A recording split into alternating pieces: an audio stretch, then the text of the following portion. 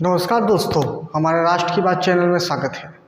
आज हम बात करेंगे वायनाड सीट से, जहां राहुल गांधी जी बहुत चर्चित चेहरे चुनाव लड़ रहे हैं। वायनाड सीट एक केरल का लोकसभा सीट है, जहां पिछली बार राहुल गांधी जी अमेठी से हारने के बाद वहां से चुनाव लड़ा। दोनों जगह से लड़ा, तो अमेठी हारे तो वहाँ। इस बार भी परिस्थिति वैसे ही बन रही, क्योंकि इस बार लोकसभा के चुनाव में 3 प्रत्याशी वहां से खड़े हुए हैं।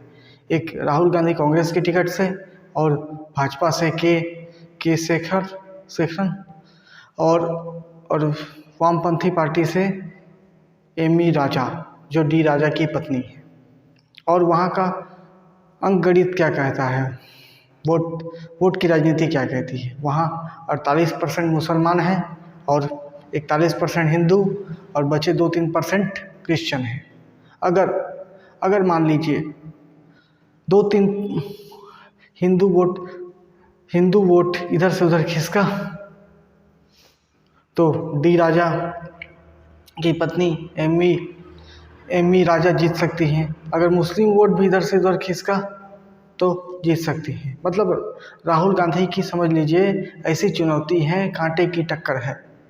और अगर हिंदू वोट भी पोलराइज हुआ, डी राजा के चंद्रशेखर, जो वहाँ के राष्ट्रीय प्रदेश अध्यक्ष हैं उस स्टेट के, वो फायर ब्रांड नेता हैं। अगर Hindu vote Christian vote polarise हुआ इधर के शेखरन पे, तो वो भी जीतने के चांस हैं। तो इसका मतलब ये है, राहुल गांधी को चुनौती कहाँ से मिल रही है?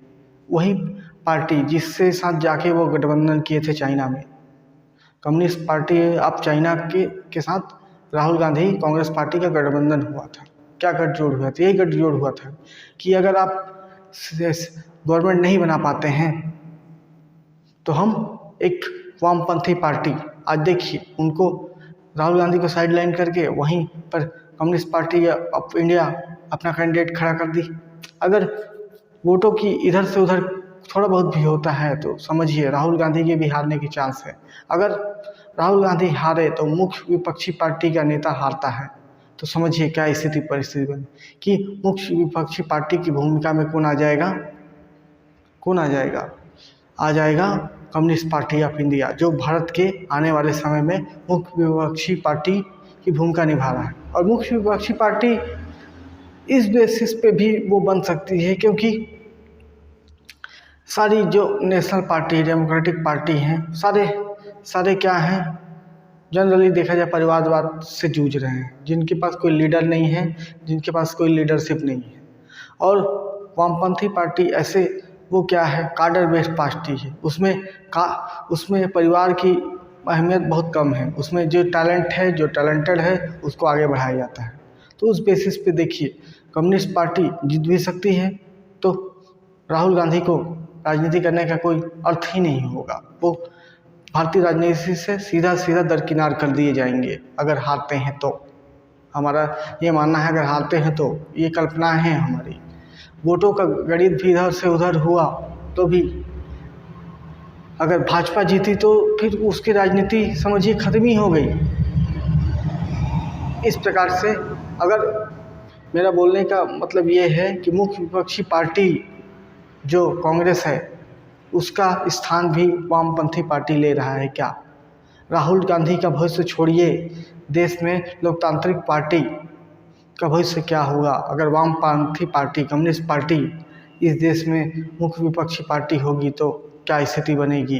क्या देश में समाजवाद, कम्युनिज्म हावी हो जाएगा, जिससे कि क्या लोकतंत्र को खतरा है?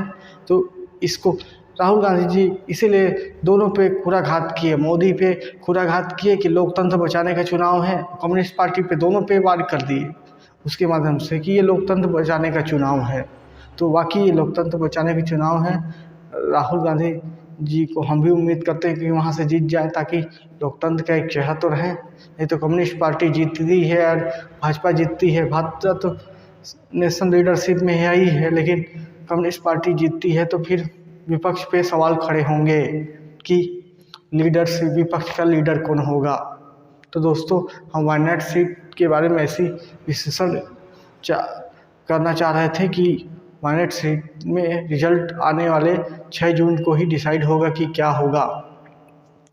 अगर आप लोग मेरे इस तथ्य से, चिंतन से सहमत हैं तो वीडियो को लाइक करें, चैनल पर नए तो सब्सक्राइब करें। जय श्री राम।